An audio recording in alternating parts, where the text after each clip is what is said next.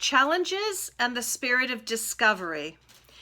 I want to talk to you about this subject because I know that my clients, many of them, and myself included, have had some extraordinary events this week or challenging events. And, it's brought up some questions about how we meet these things without continually repeating the cycle of, okay, something's happened. I may well understand that I have feelings that are rising up in relation to this. I'm trying to meet those feelings with acceptance, but they keep coming up and it perpetuates this. So I'd like to talk to you about a way forward from that, if you will, or a way beyond it. Okay, so when something happens to you, you identify yourself as the one who that has happened to, that event, obviously. You may call yourself a victim. You may feel like you've been victimized. You may feel rejected. You may feel a lot of things. You may even give yourself labels like that within your own head.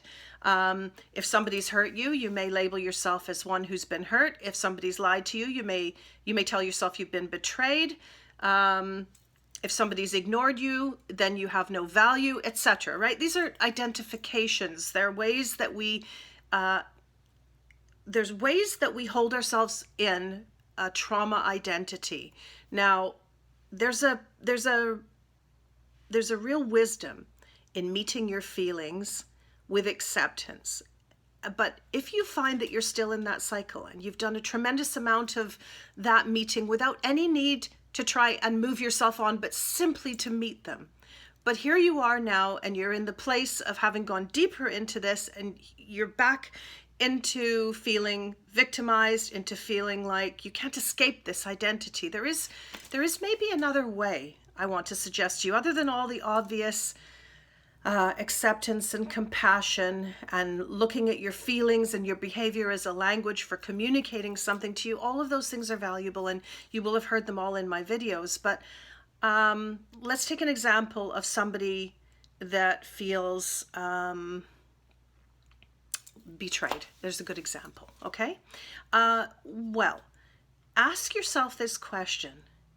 If you're seeing outside yourself behavior that is compelling you to feel and to identify with being betrayed, the first question is, where are you betraying yourself? Is there any way in which you, and ignore cats moving in and out, it's their dinner time, is there any way in which you're not actually being present to yourself? Where have you betrayed who you are to you? Is there any way that you're not valuing you? Where did you not answer to your needs? Your need to speak, you need to be heard, your need to be seen. Where are you not seeing yourself? There's always something in the behavior of others that reflects back to us. So ask yourself, where am I not meeting myself? And the other thing is, often what we do, and I think I wrote about this on Facebook and on Instagram when I did a couple of pieces around the subject of the goddess Kali as a symbol for seeing something outside of yourself. In the case of Kali, the demons. So that could be somebody who lies to you, or somebody who hurts you, somebody who's victimized you in some way. One of the reasons that we persist in identifying with these things that I've just mentioned with you is because we see it as separate to ourselves. There's a them and us going on here. So that person did this and I am having it done to me. But life is a mirror and they're a reflection of you.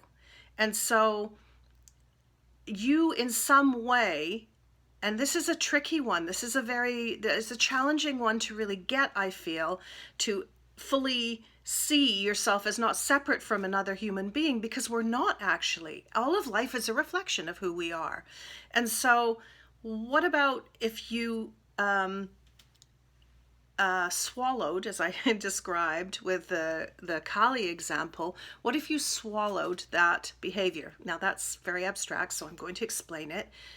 If you see something outside of yourself, like betrayal, for example, and you understand that that's reflecting back to you that maybe you have in some way betrayed who you are, and that could well be true, and I'd say it is, then you won't see yourself as separate from that behavior. You'll understand there's always a component of what you see outside of you in you too. And so that doesn't, it's nothing to compel you to stay, for example, and allow that behavior to continue. That's, your choices are your own, and they're nothing to do with meeting yourself. But there is something revealing here in just being able to meet that within yourself without judgment. Can you meet betrayal? Can you meet hurt? Can you meet the behavior of others? That inside you, the hurt, the betrayal, the anger, the whatever it is, can you meet that with total acceptance and without any judgment? Now, even just to entertain the notion of it, to just take it within you in your mind and your imagination and breathe until you can become at peace with it. And then what will happen is there's a kind of harmonizing that happens. You're no longer actually identifying with it, and it allows you to make clear decisions about what you need to do, actually, and how you want to move with your life at that point. Whether, well, it doesn't matter what choice you make, that's entirely up to you. But you've now taken out the part of this that you're resisting in seeing, and so therefore it's less likely to persist. And you're not doing it in order to get rid of it. You're doing it because it's again showing up for a reason, to show you something. So it's another way of meeting challenges. One thing that came up for me personally this week, and it was very revealing, was around I've been hunting for a new place to live in, and anyway, to keep a long story short, there was one place in particular. And I noticed that when I was in this place, it was a stunning, actually, really stunning place, really beautiful. And but it's funny, somebody who was with me said to me, can you see yourself sitting here writing your book? Because that's the next project, is actually to put together a lot of this stuff and write my book. Could you see yourself sitting here? And I actually couldn't. I couldn't visualize myself sitting there. But I noticed that I ignored that feeling. I sort of sidestepped it and answered another question. And there was a lot that was to recommend this place, but it actually wasn't a place I realized on reflection that I could see myself living in. But I kind of got caught up in this whirlwind of my excitement at finally it's been quite a long search, at the end of that road of searching, and then being able to settle down a little bit. And I noticed the feelings of happiness and elation, and okay, that's great, fantastic, I'm at the end of that journey. But that happiness and that elation was as revealing as what came later. So the happiness and elation I'll refer to in a minute.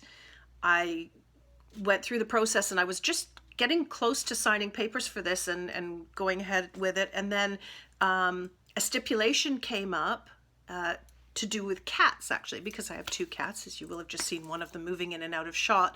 And I hadn't realized it wasn't, for various reasons, it wasn't something that I discovered until that moment. So I wasn't able to take the place. And then there was a lot of emotions after that as well. And obviously I was, well, not obviously, but I was feeling disappointed and sad about that. And I noticed that, I felt it in my stomach, interestingly. And then on reflection that evening, I thought, okay, so, the happiness and the joy and everything that I was feeling on thinking I got this place, but then I overrode my own feelings.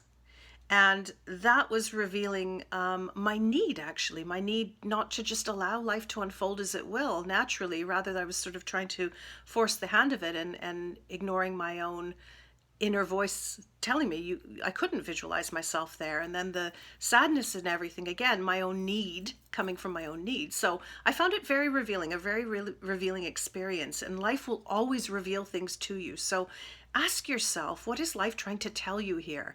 And with the spirit of discovery, all I'm really saying with the spirit of discovery is you don't go into a situation with assumptions. You're not leading it as much as you're responding to it. And so that totally changes how we experience life, including challenging times that really test us.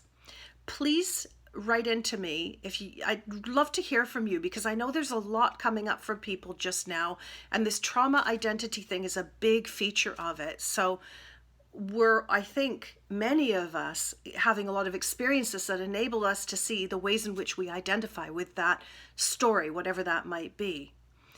I wish you well this week. I'll make another video next week, and if you have any other ideas for anything you'd like to hear me talk about, I'm more than happy to take those on board.